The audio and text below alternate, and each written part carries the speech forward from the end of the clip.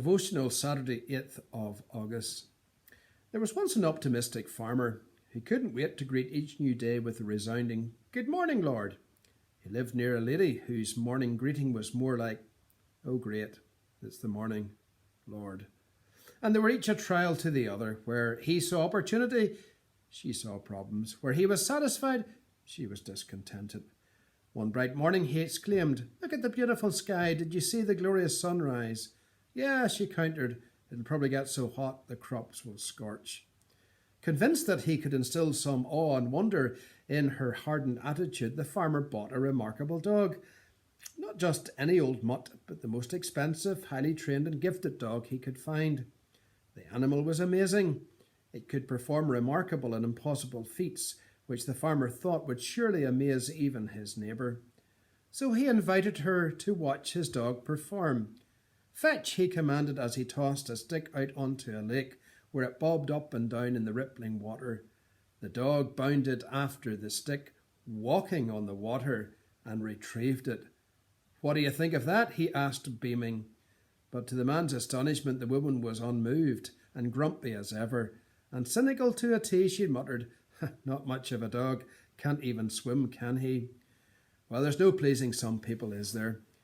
But if I were to ask you whether you're an optimist or a pessimist, I wonder how you would respond. Some amongst us are wonderfully optimistic, and they bounce abound, always seeing the good in everything. If there's a cloud, there's always a silver lining. But other of us are a bit more pessimistic. We see problems in everything. If there's a silver lining, then we focus on the cloud. It'll never work, we say. It'll never happen. But what about the Christian life?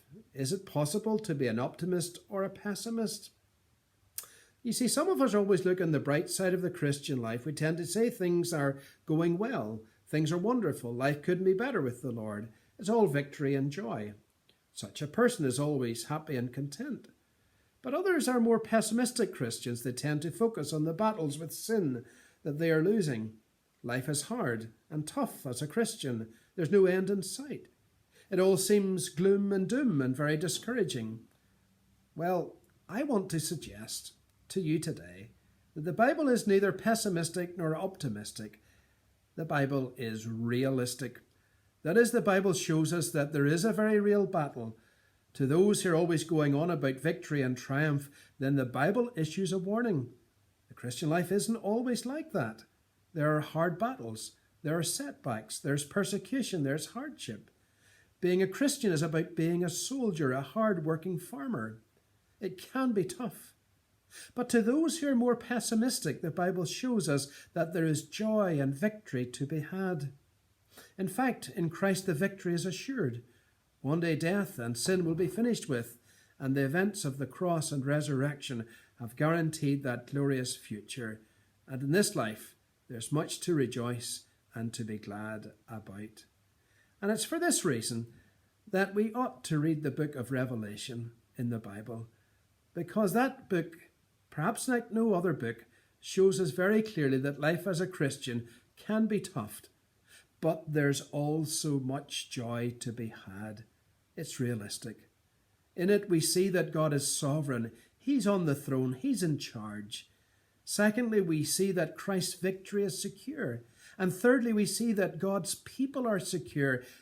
And indeed, with the wonderful comfort, he says, he will wipe away every tear. And there will be no more death, nor mourning, nor crying, nor pain. The old order of things has passed away.